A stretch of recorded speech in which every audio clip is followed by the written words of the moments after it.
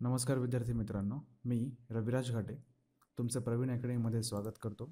आज आपण NDC म्हणजेच नॅशनली डिटरमाइंड कंट्रीब्युशन्स हा जो आपण खूप शब्द ऐकत आहोत याबद्दल आपण बघणार आहोत.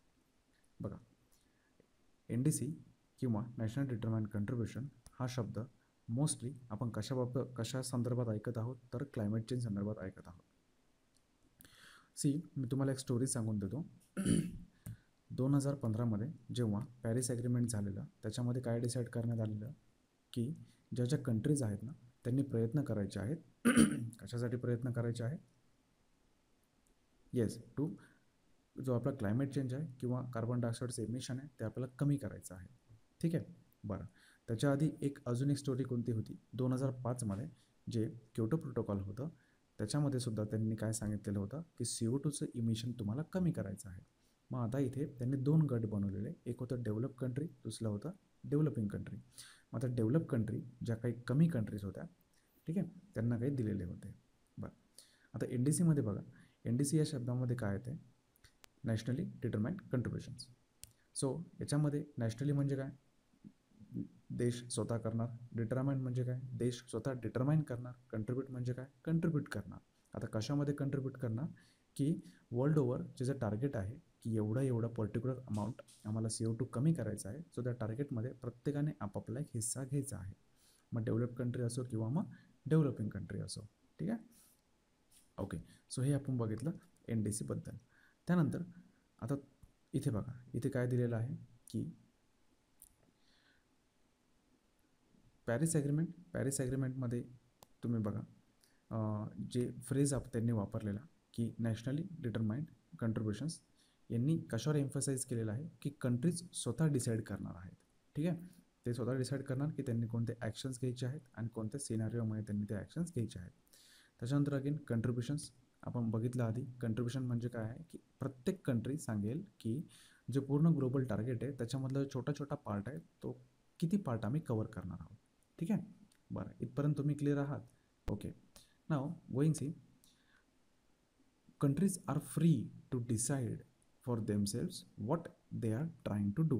ठीक आहे, कंट्रीज ते पूर्ण त्यांना फ्रीडम देण्यात आलेलं आहे की तुमचं तुम्ही डिसाईड करा की तुम्हाला किती क्लायमेट चेंजसाठी जे टार्गेट आहे तुमचं तुम्ही डिसाईड करा.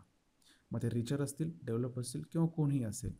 फॉर एक्झाम्पल रिचर्स किंवा डेव्हलप कंट्रीज, फॉर एक्झाम्पल आपण USA किंवा जर्मनीचं एक्झाम्पल घेऊ. त्याच्यामध्ये त्यांना कंपेल नाही केलेलं आहे की तुम्ही हेच करायचं आहे आणि तुम्ही तेच करायचं आहे.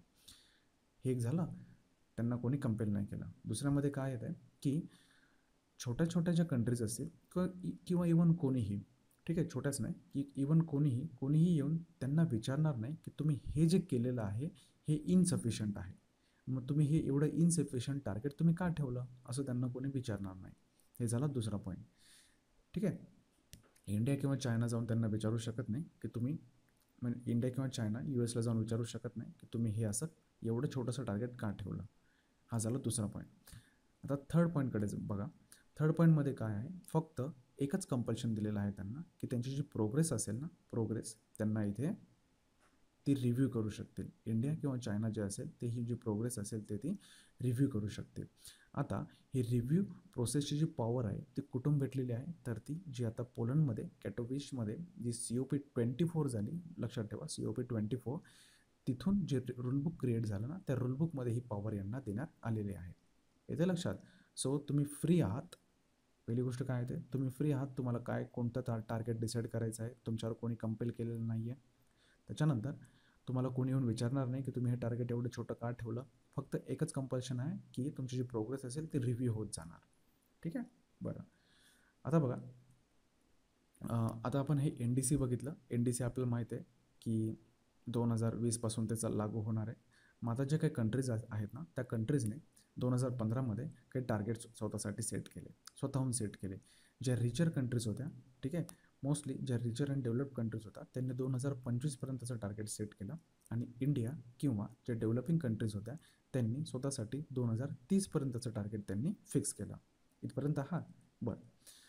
इंडियाने 2030पर्यंत केलं आणि डेव्हलप कंट्रीज आहेत त्यांनी 2025पर्यंत केलं. आता आपण बघूया इंडियाने जे एकूण 3 जे मेन प्रॉमिस केले त्यांना किंवा टार्गेट ठेवले ते कोणकोणते होते.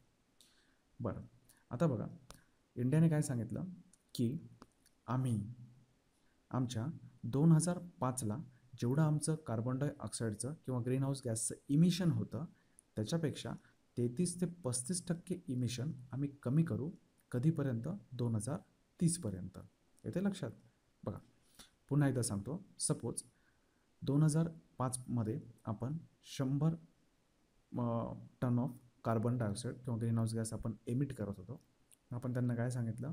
2005मध्ये आम्ही 100 करत होतो, मग 2030मध्ये आम्ही 100-35 एवढा कार्बन डायऑक्साईड किंवा ग्रीनहाऊस गॅस आम्ही एमिट करू. थोडं द्या म्हणजे आमचं जे कार्बन डायऑक्साईडचं इमिशन आहे ते 35% रिड्यूस करण्यासाठी आम्ही प्रयत्न करू. ठीक आहे, हे असं आम्ही सांगितलं. हे काय झालं आपलं? हे आपलं झालं पहिलं टार्गेट.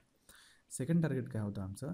की 2030पर्यंत आम्ही जी पूर्ण जी इलेक्ट्रिसिटी क्रिएट करतो ना, तर त्याच्यापैकी 40% इलेक्ट्रिसिटी आम्ही नॉन फॉसिल फ्युएल किंवा रिन्युएबल एनर्जी सोर्सेस किंवा विंड किंवा सोलर पॉवरने आम्ही ती क्रिएट करू. ठीक आहे. आणि जे शेवटचं होतं आमचं आपलं इंडियाचं शेवटचं टार्गेट होतं की 2.5 to 3 billion tons of additional carbon sink through the forest आम्ही क्रिएट करू. येते लक्षात? पुन्हा एकदा सांगतो तिसरं मी. आपण कार्बन सिंक आपण क्रिएट करणार आहोत. कार्बन सिंक म्हणजे काय? असे कुठले तरी मटेरियल जे कार्बनला ॲब्सॉर्ब करतात. सो आपण इथे फॉरेस्ट पकडत आहोत. सो आम्ही फॉरेस्ट म्हणजेच कार्बन सिंक तयार करू की ते किती टन ऑफ कार्बन ते एक्स्ट्रा टन ऑफ कार्बन ते कंट्रोल करतील, ॲब्सॉर्ब करतील. 2.5 to 3 billion tons of carbon. आलं लक्षात? ठीक आहे. सो या आर्टिकलमध्ये एवढंच होतं आय वुड से. ठीक आहे. सॉरी. या आर्टिकलला किंवा या व्हिडिओला जास्तीत जास्त लाईक करा, शेअर करा. Thank you very much.